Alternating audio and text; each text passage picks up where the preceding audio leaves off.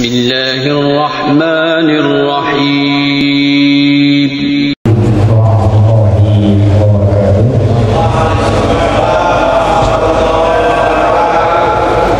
Alhamdulillahi hamdan katsiran tayyiban mubarakan fihi kama yuhibbu rabbuna wa yarda.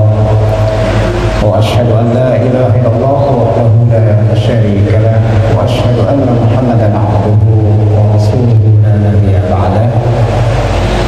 Wa qala Allah ta'ala a'udzu billahi minasy syaithanir rajim. Ya ayyuhalladzina amanu taqullaha haqqa tuqatih wa la tamutunna illa wa antum muslimun. Allahumma salli wa sallim ala nabiyyina Muhammadin wa ala alihi wa ashabihi ajma'in, amma ba'du. Para asatid, ustadzat, para guru, hadirin wal hadirat, jamaah salat maghrib yang dimuliakan Allah Subhanahu wa taala. Bersyukur pada Allah Jalla wa'ala, sore ini Allah berikan kesempatan kepada kita untuk hadir di majelis ilmu yang mudah-mudahan semua kita mendapatkan rahmat dan barakah dari Allah Subhanahu wa ta'ala. Salawat dan salam tercurah kepada Nabi kita Muhammad Rasulullah sallallahu alaihi wasallam, keluarga, para sahabat, tabi'in. Mudah-mudahan kita semua mendapatkan syafaat darinya yaumul qiyamah kelak. Amin ya rabbal alamin. Ikhwani wa akhwati fillah rahimani wa rahimakumullah.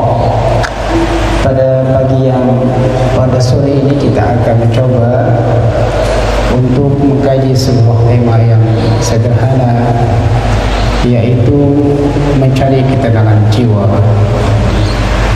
Untukmu yang mencari ketenangan jiwa.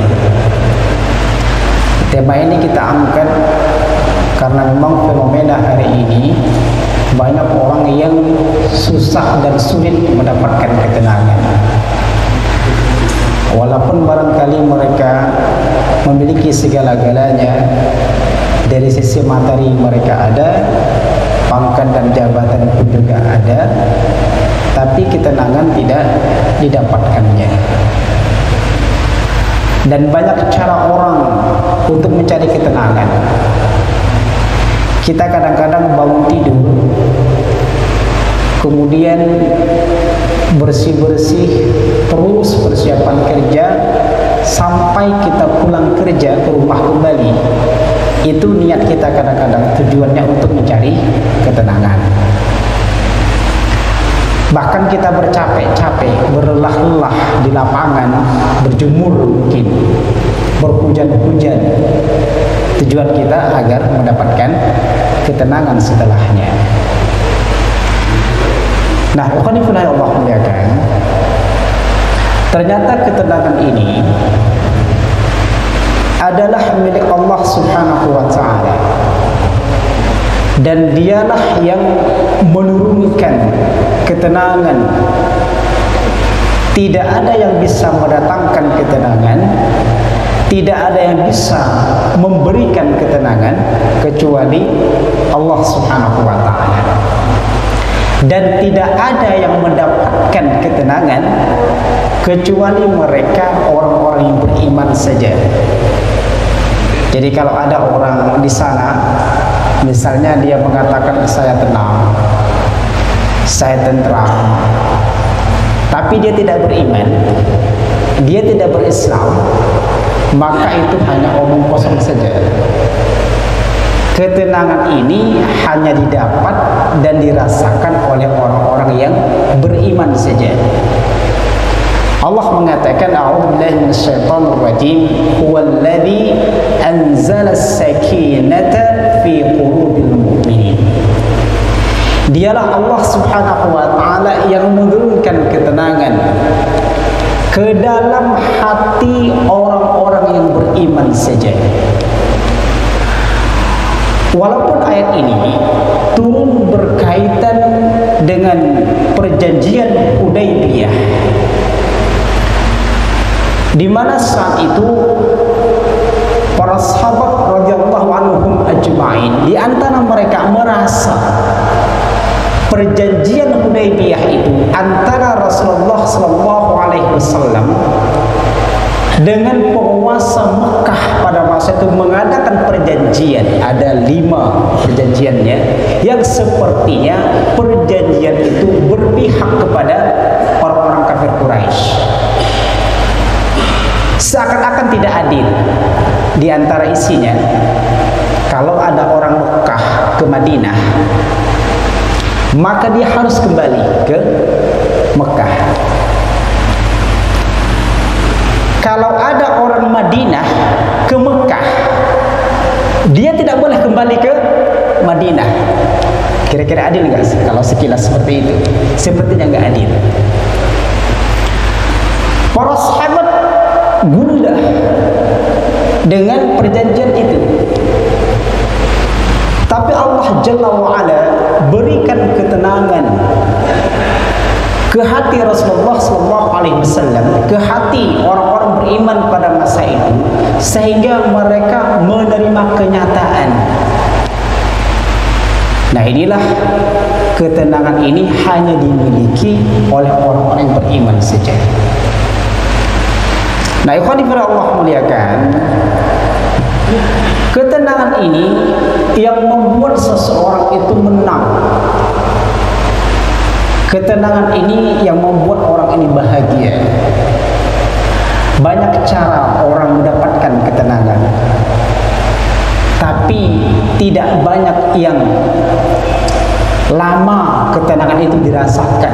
Mungkin sekian menit saja, atau mungkin sekian detik saja. Setelah itu gundah kembali, risau kembali, khawatir kembali, karena cara yang mereka dapatkan tidak sesuai dengan yang Rasulullah ajarkan.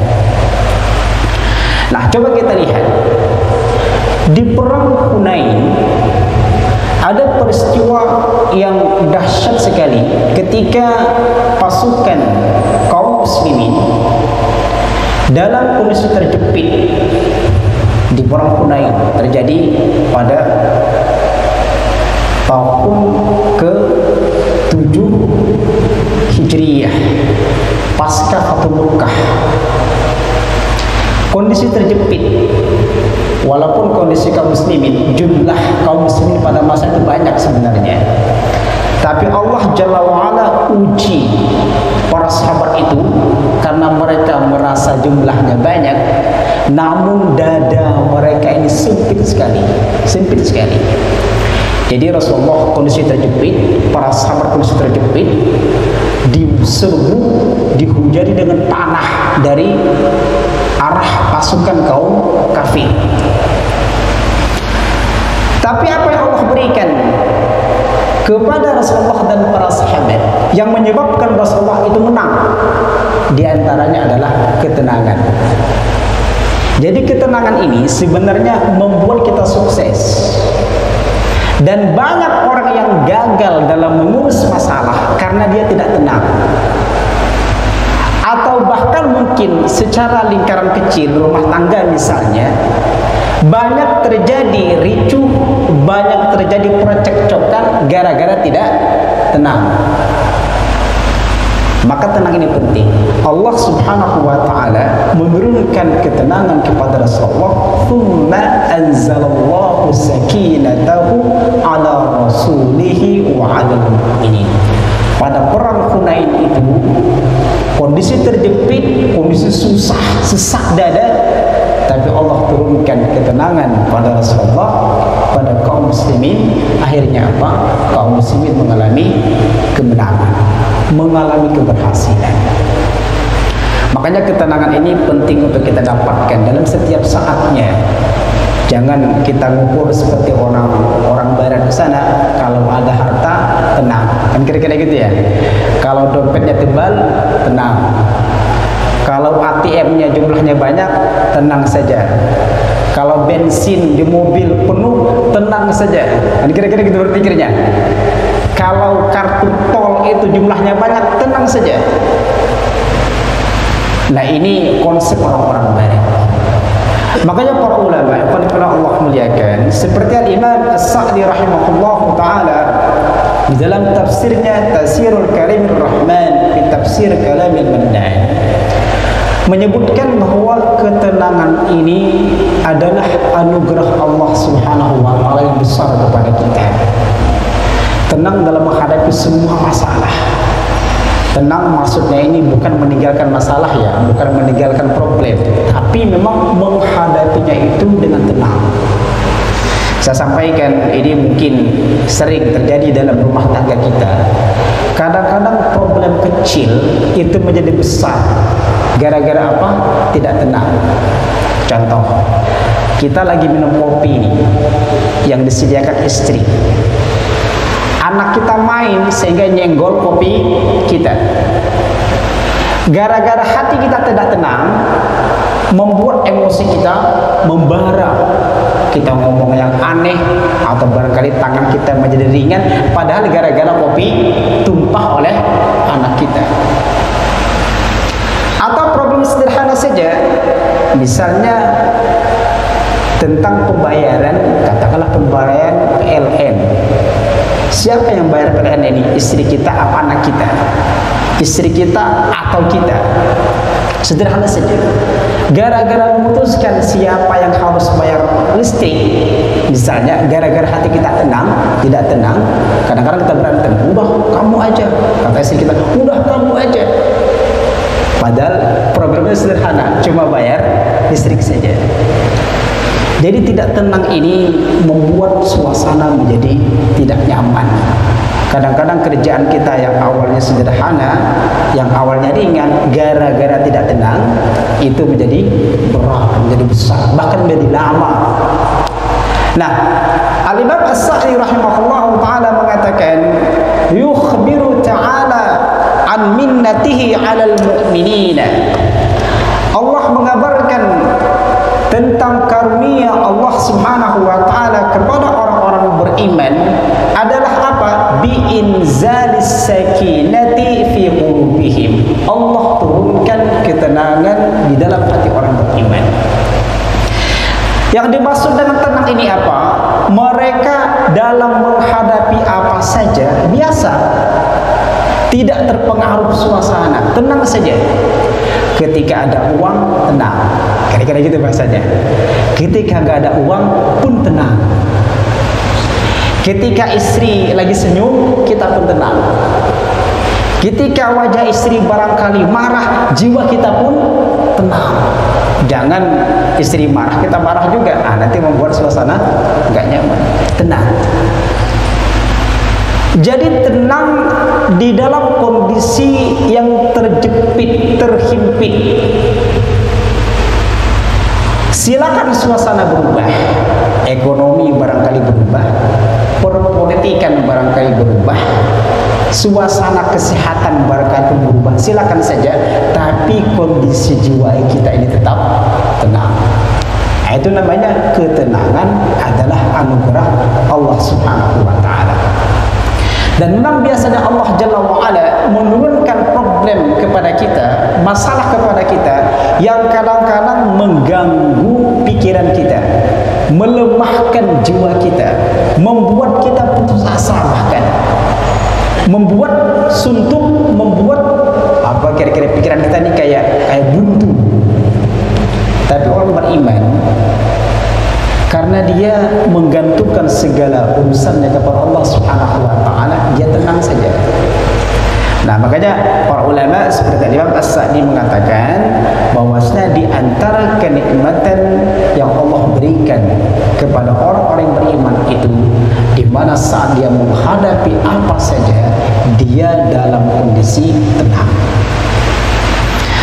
Yang dimaksud dengan tenang ini juga, kata Imam As-Sa'di rahimahullah ta'ala, walau dalam kondisi apapun, dia tetap tegar melaksanakan aturan Allah Subhanahu wa ta'ala. Saya mencontoh sederhana kayak gini. Kita kadang-kadang terlibat di dalam kepanitiaan. Contoh panitia walimatul urus, yang acaranya misalnya antara katakanlah jam 11 walimah gitu ya, sampai jam 2. Kan biasa begitu kalau walimah tuh. Jam 11 sampai jam 2. Panitia berpikirnya bagaimana acara walimah ini, karena kita sebagai panitia harus sukses, sehingga dia berusaha sekuat mungkin, sehingga terkadang hatinya ini tidak pernah mendapatkan ketenangan. Panik dia ngurus orang datang, apalagi yang datang barangkali tamu-tamu istimewa itu. Orang yang tenang, orang beriman itu walau dia dalam kondisi apapun, dia tetap menyempatkan, bahkan mungkin menjaga aturan Allah Subhanahu wa taala.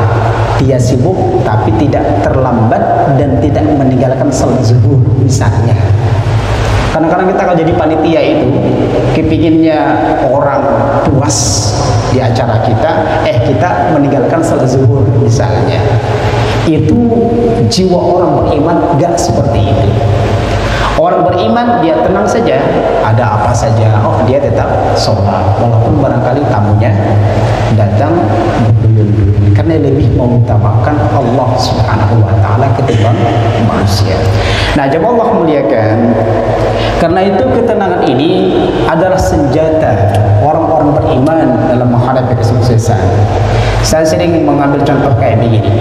Kita kalau ngomong ke atasan, ada atasan kita itu, kalau kita ngomong tenang, biasa atasan kita juga mendengar dengan seksama. Tapi kalau kita ngomongnya kayak cepet-cepet, grogi, panik, biasa atasan kita juga cuek mendengarnya. Atau ketika kita ngajukan proposal, kalau kita ngomongnya tenang, biasa berhasil. Tapi kalau kita ngomongnya cepat, buru-buru, gitu kan, biasa orang cuek. Makanya ketenangan itu penting. Dalam rumah tangga ketenangan itu penting. Nah, ikhwani fillah Allah muliakan, banyak cara yang dilakukan oleh orang untuk mendapatkan ketenangan. Misalnya sering kita berpikir kalau capek-capek pulang dari kerja, lepaskan tas, nyandar ke sofa, ambil remote TV atau ambil remote AC, pikiran kita supaya tenang. Kan kira-kira gitu. Ketika hari libur, kita ingin mendapatkan ketenangan, kita apa yang dilakukan? Biasa kita pergi ke pantai, pergi ke puncak, pergi ke tempat wisata, tujuan kita mendapatkan ketenangan. Bahkan ada orang yang mungkin, naudzubillah, mencari ketenangan dengan cara misalnya pergi ke tempat diskotik atau minum obat tenang. Padahal kalau kita lihat ajaran para ulama, misalnya termaktub di dalam Hayatul Qulub, bagaimana cara untuk mendapatkan ketenangan, dan ketenangan itu selalu ada, tidak datang besok datang, besok tiada, besok datang, bukan seperti, tapi datang dan ada setiap saat. Bagaimana supaya hati kita tenang? Kata para ulama, pertama, hendaknya kita rajin berkumpul di majlis ilmu. Rajin saja berkumpul seperti kayak gini. Kira-kira yang didapatkan ini hari ini, saat ini kita tenang apa enggak kira-kira? Kira-kira tenang ya, minimal gak ingat utang lah minimal. Ya, tenang. Hadir di majelis ilmu ini membuat hati kita tenang. Dan kata Nabi yang mulia sallallahu alaihi wasallam, "Ma ijtama'a qaumun fi baitin min buyutillahi tabaraka wa ta'ala." Seseorang atau sekumpulan orang yang berkumpul di masjid atau di rumah-rumah Allah Subhanahu wa taala, yatluna kitab Allah azza wa jalla, mereka membaca Al-Quran atau mempelajarinya, wa yatadarasunahu bainahum, mempelajarinya, mentadabburinya, mengetahui makna-maknanya, maka tidak lain dan tidak bukan Allah berikan kepada mereka apa? Illa nazalas alaihim sakinah, Allah akan turunkan ketenangan dalam hati mereka. Jadi kita memang hari-hari upayakan banyaklah hadir di majelis ilmu. Makanya biasa kalau kita di kantor kan ada waktu tuh antara zuhur sampai jam 1 biasa kan ada kajian. Padahal waktu zuhur tuh kita capek gitu. Seharusnya kita makan, seharusnya kita tidur. Tapi ada program kantor misalnya kajian atau kultum ba'da zuhur. Maka jangan tinggalkan itu, karena itu adalah salah satu sarana untuk mendapatkan ketenangan. Kadang-kadang kita berpikirnya apa? Waktu zuhur mendingan digunakan untuk makan saja, mendingan digunakan untuk tidur saja, mendingan digunakan untuk ngajar target barangkali. Padahal Rasulullah mengatakan kalau kita hadir di majelis ilmu, maka Allah akan berikan ketenangan dalam hati kita. Jadi rajin-rajin ikut pengajian lah, kira-kira gitu. Rajin-rajin dekat dengan para ulama supaya hati kita ini tenang. Itu yang pertama. Yang kedua, agar hati kita tenang, agar perasaan kita tentram, sejuk hati kita, maka berdoalah kepada Allah Jalla wa'ala sesering mungkin, minta ketenangan kepadanya, karena yang memiliki ketenangan adalah Allah Subhanahu wa ta'ala. Rasulullah pernah membacakan hadis yang termaktub di atas ini ketika peristiwa perang Khandaq di Madinah.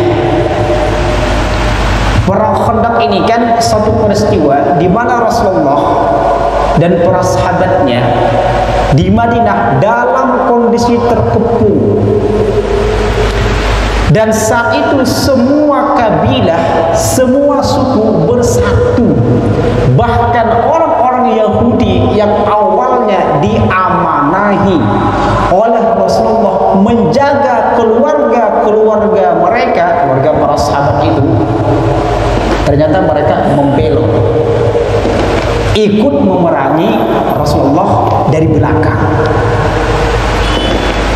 Sementara di depan ini pasukan-pasukan yang lengkap senjatanya siap. Ini kekhawatiran, kegoncangan yang luar biasa. Di belakang ini Rasulullah dan para sahabat menitipkan keluarganya kepada Bani Quraidah, orang-orang Yahudi. Tadi mereka membelot, menikam dari belakang. Di depan ada pasukan musuh. Khawatir, panik. Apa yang Rasulullah lakukan? Beliau minta kepada Allah ketenangan. Maka beliau mengatakan sebagaimana Al-Imam Ibnu Katsir rahimahullah taala dalam tafsir Al-Qur'anul Azim, beliau bersabda, beliau berdoa, fa anzilanna sakinatan alaina. Ya Allah, tolong berikan ketenangan kepada kami. Kira-kira gitu bahasa sederhananya. Karena dalam kondisi goncang kita minta ketenangan.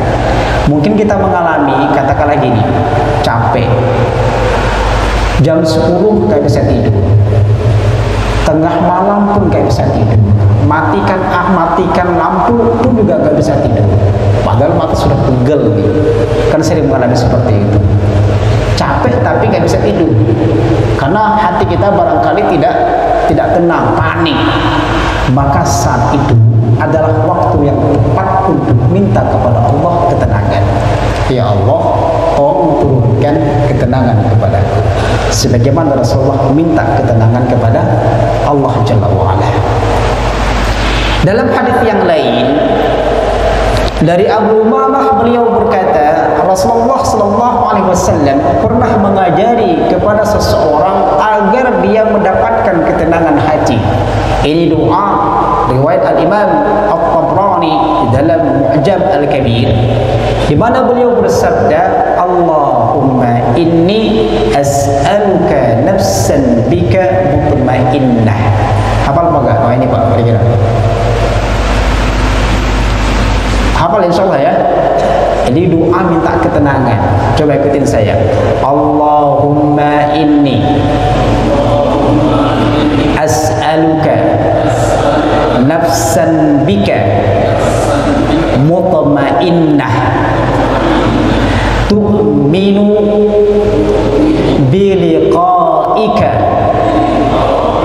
wa tarda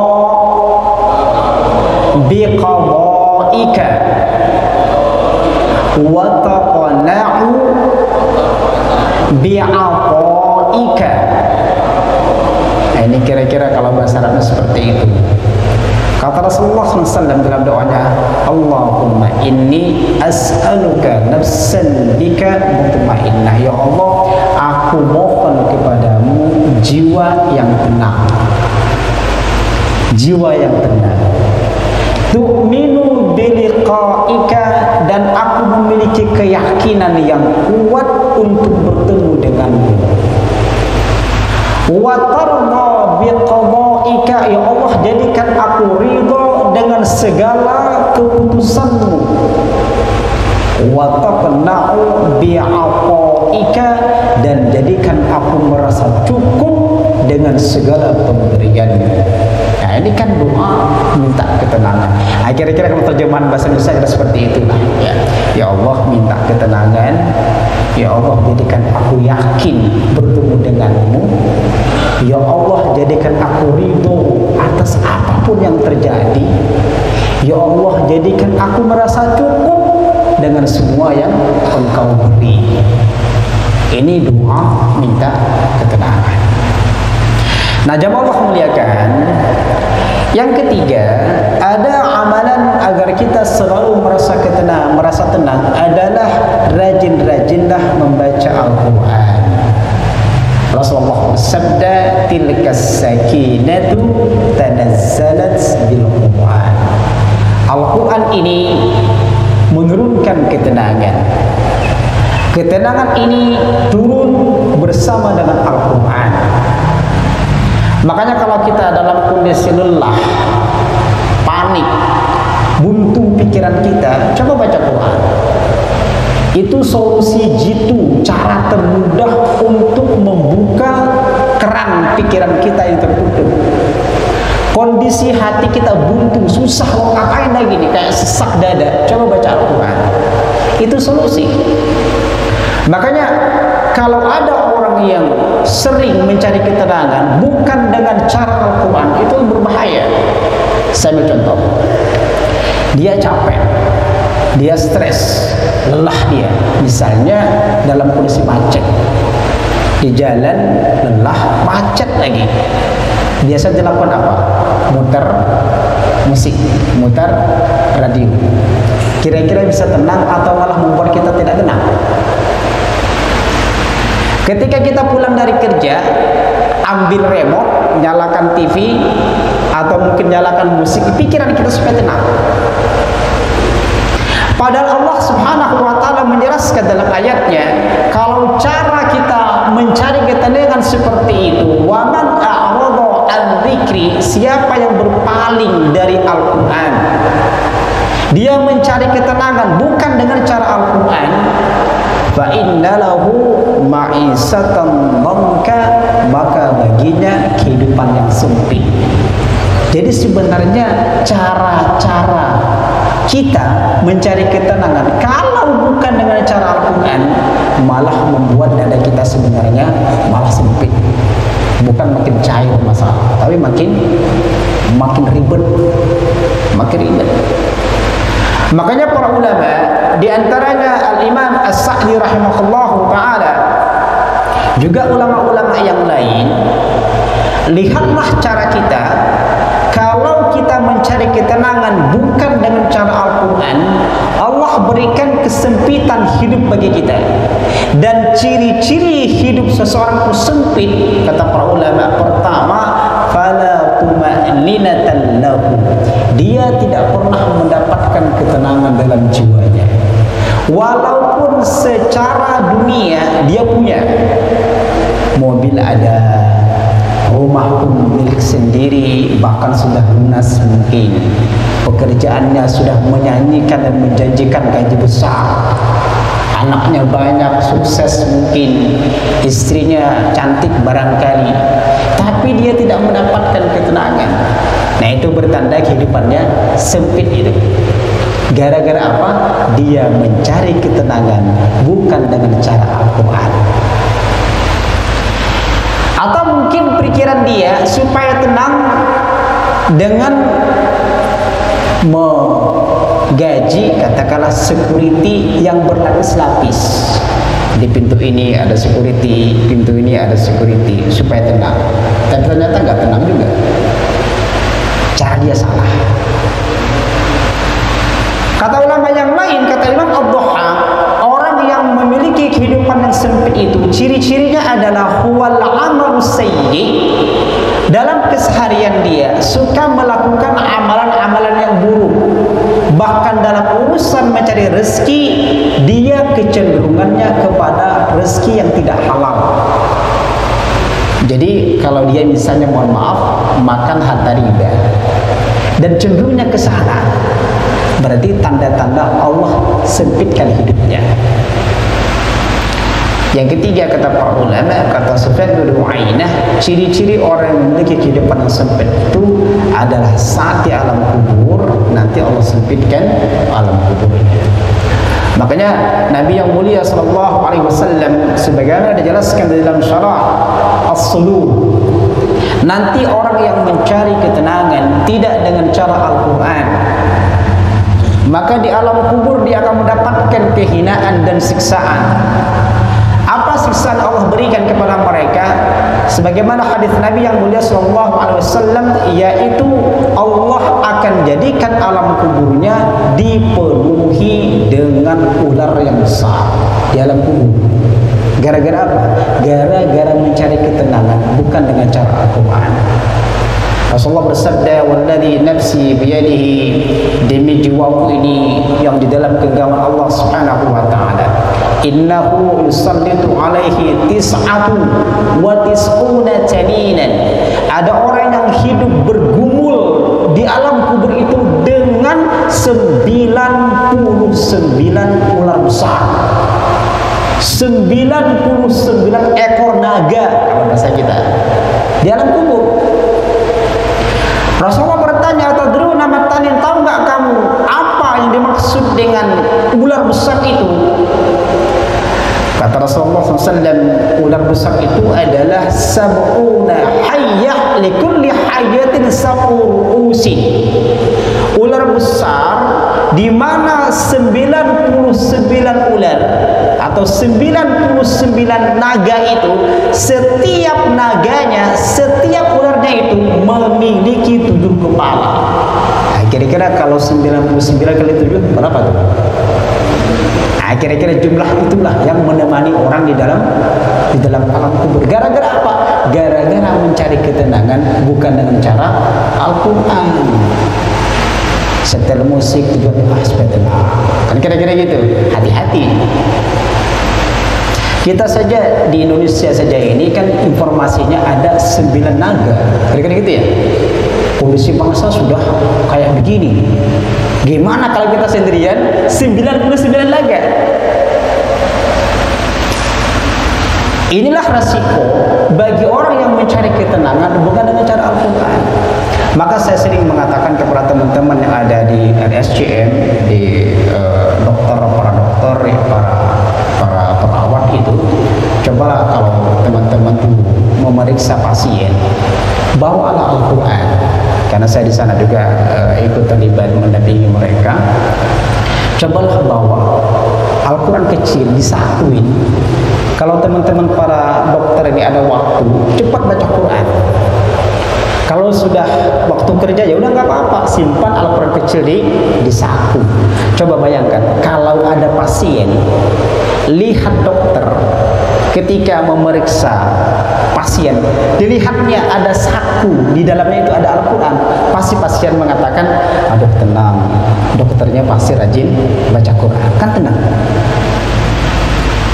Jadi ternyata besar pengaruhnya kalau dokter ini jiwanya tenang, plus misalnya ketika memeriksa ada Al-Quran di sakunya, karena hari-harinya mungkin ada waktu kosong baca Quran, insya Allah akan membuat pasien juga tenang. Tenang ini membuat orang seperti sembuh. Nah, ini diantara cara untuk meraih ketenangan. Walaupun Allah muliakan. Yang berikutnya, agar hati kita tenang, banyaklah berzikir kepada Allah Subhanahu wa taala. alladzina amanu wa tatma'innu qulubuhum bi dzikrillah ala bi dzikrillah tatma'innul qulub. Orang-orang yang beriman hati mereka ini tentram dengan mengingat Allah Subhanahu wa taala. Saya ambil kayak gini Pak, contoh ya.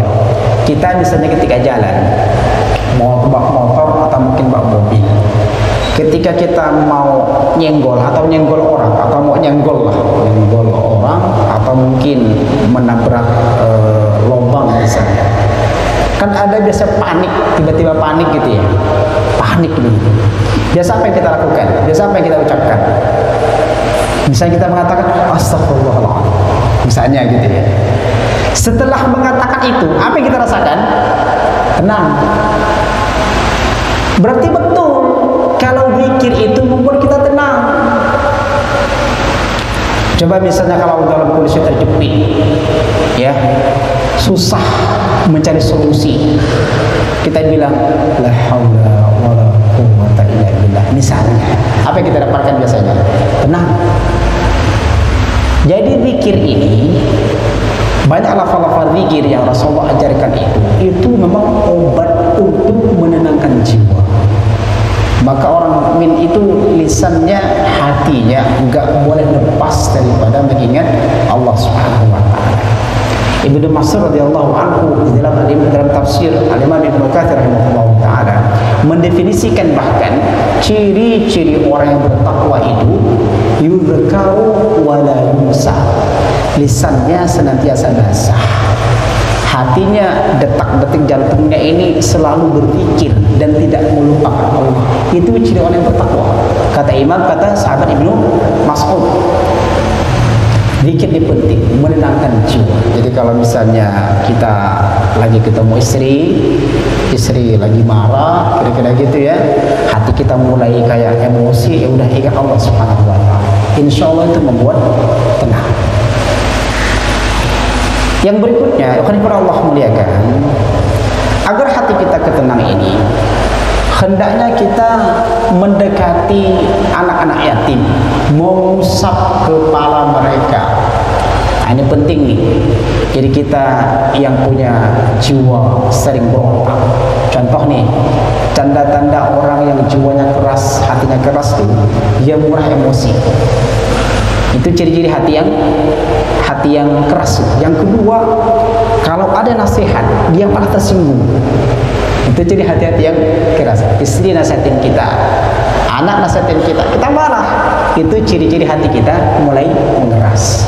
Saat hati mulai mengeras, maka cepatlah dekat dengan anak yatim, usap kepala mereka. Di dalam At-Targhib wa Tarhib itu dijelaskan ada seorang laki-laki yang mendatangi Rasulullah SAW mengeluh tentang kerasnya hatinya. Apa kata Rasulullah SAW? Atuhibbu ayyalina qalbuk. Mau nggak saya tunjukkan kepada kalian agar hatimu ini lembut, hatimu ini tenang, wa tadruku hajatuk, dan semua keperluanmu terpenuhi. Bayangkan, keperluan kita kan banyak nih, keperluan rumah tangga, keperluan kantor, macam-macam tuh. Allah akan penuhi semua. Jadi kalau bapak ditanya, mau nggak memiliki hati yang tenang dan mau nggak semua keperluan kita ini Allah penuhi? Kira-kira gimana jawabannya? Mau ya? Saya juga mau. Rasulullah memberikan jalan apa? Ada tiga cara. Ada tiga cara yang beliau sebutkan. Pertama, irhamil yatim. Sayangi anak yatim. Anak yatim yang ibunya kaya ke, yang ibunya miskin, pokoknya anak yatim. Selagi dia yatim, maka sayangi dia. Jadi jangan yang ibunya janda kaya saja yang disayangin, tapi semua anak yatim kita sayangi. Yang kedua kata beliau, wamsah ra'sahu, usap kepala mereka. Usap. Ya tentu kalau yang gede-gede, kita yang laki-laki yang usap laki-laki lah. Jangan usap yang perempuan, nanti marah istri kita. Saya kadang-kadang berpikirnya gini, dan ini sering saya praktekkan. Kalau hati mulai kayak nggak nyaman, kayak kan biasa kita bisa merasakan tuh, kayak panas panik gitu kan. Saya cepat datang ke Darul Aitam. Darul Aitam, saya panggil mereka satu dua, saya sendirikan, saya peluk mereka. Itu memang membuat kita tenang. Betul kata Rasulullah itu, mengusap kepala anak yatim itu membuat kita tenang. Yang ketiga kata beliau, wa'at'imhu min ta'amika, berikanlah makanan kepada mereka sebagaimana yang kamu makan. Jadi kalau kita makan katakanlah ayam goreng, kemudian rendang, ya berikan kepada mereka ayam goreng rendang juga. Jangan ketika kita di rumah makan ayam rendang, makan sapi rendang, kita kasihkan mereka mie saja, itu nggak pas itu. Jadi berikan kepada mereka sebagaimana yang kita makan. Apa yang akan Allah berikan? Yalinu qalbu, hatimu akan lembut, hatimu akan tenang. Wa tadhuku hajatun, dan semua keperluanmu akan Allah penuhi. Nah demikianlah Bapak Ibu Allah muliakan. Jadi ini solusi agar hati kita tenang dengan mendatangi anak-anak yatim, panggil mereka, syukur-syukur, kira-kira itu, berikanlah mereka makanan sebagaimana yang kita makan. Saya kira demikian yang bisa saya sampaikan. Mungkin satu lagi Bapak Allah muliakan. Jadi agar kita tenang, maka jauhilah maksiat dan berkatalah jujur dalam berkata, dalam berbuat. Jadi biasa kalau kita berdusta itu habis ngomong itu biasa nggak tenang kita. Atau kita curang, itu biasa kita habis curang tuh nggak tenang. Walaupun kita mungkin selamat ya, biasa nggak tenang. Makanya kata Rasulullah itu, fa innas sidqa tuma'niyatan. Jadi orang jujur tuh tenang dia. Namun sebaliknya, wa innal kadhiba ribatan. Jadi kalau wa innal kadhiba ribatun, tapi kalau dia curang, dia dusta, pasti membuat dia panik, membuat dia khawatir. Saya sering bilang kepada teman-teman, tolonglah matematikanya dibetulkan itu. 1 tambah 1 itu 2. Jangan 1 tambah 1 jadi 11. Walaupun kita menang, tapi tetap membuat hati kita tidak nyaman. Walaupun kita posisi kita sebagai ketua, gara-gara kita menang, tetap hati kita membuat tidak nyaman nantinya. Mendingan kita jujur, menang, syukur-syukur seperti itu ya. Mendingan kita jujur, menang, daripada curang menang. Curang menang membuat hati kita tidak tenang. Mudah-mudahan dengan amalan seperti itu, ketika kita melakukan hal sebagaimana kita sampaikan tadi, pertama berkumpul, rajin mencari ilmu bersama para ulama, banyak berdoa minta kepada Allah ketenangan. Yang ketiga, bacalah Al-Quran. Yang keempat, banyaklah berzikir. Yang kelima, barangkali jauhi dosa. Yang keenam, usaplah kepala anak yatim. Yang ketujuh, jujurlah dalam berkata. Kalau ini kita lakukan, insya Allah akan mendapatkan ketenangan. Kalau kita terus melakukan hal ini, kita berharap ketika Allah panggil kita nanti saat kematian kita, semoga kita dipanggil dengan ayatnya yang indah, ya ayyatuhan nafsul mutmainnah, wahai jiwa yang tenang, irji'i ila rabbiki radiyatan mardiyah, pulanglah kepada Rabbmu dengan penuh ridha, penuh kepuasan. Pada kuli fi ibadi, masuklah ke dalam kelompok hamba-hambaku, wa kuli jannati, dan masuklah ke dalam surgaku. Mudah-mudahan kita semua mendapatkan ketenangan lahir dan batin dalam menghadapi semua persoalan dengan cara-cara sebagaimana yang kita sampaikan. Wassallallahu ala nabiyyina Muhammadin wa ala alihi wa sahbihi ajma'in. Subhanakallahumma wa bihamdika, asyhadu an la ilaha illa anta, astaghfiruka wa atubu ilaik. Assalamualaikum warahmatullahi wabarakatuh. Inna Allah wa malaikatahu yusalluna